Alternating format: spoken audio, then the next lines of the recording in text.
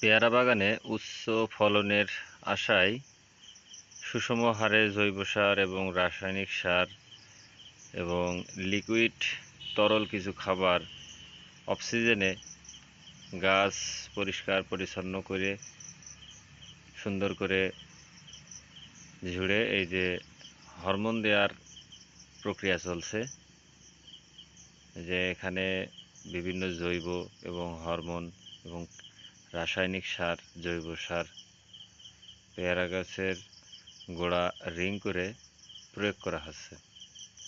প্রয়োগের ঠিক 2 থেকে আড়াই মাস পরে পর্যাপ্ত পরিমাণে ফুল আসবে বাগানে। গাছের চারিদিকে রিংয়ে সমপরিমাণ পানি এবং গোড়াতে পানি দেওয়া হচ্ছে।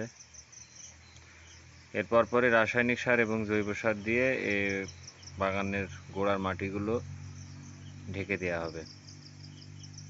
তারপরে 2-1 দিন পরে বাগানে সেচ দিয়ে দেব। তো এরপরে দেখার ব্যাপার যে কেমন আসলে ফলন আসে।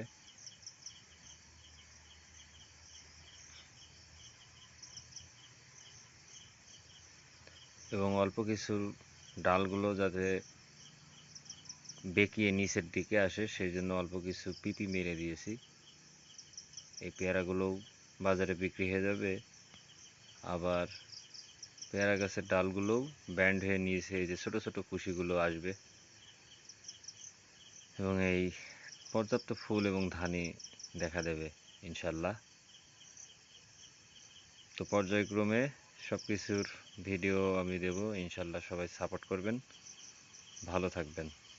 আসসালামু আলাইকুম।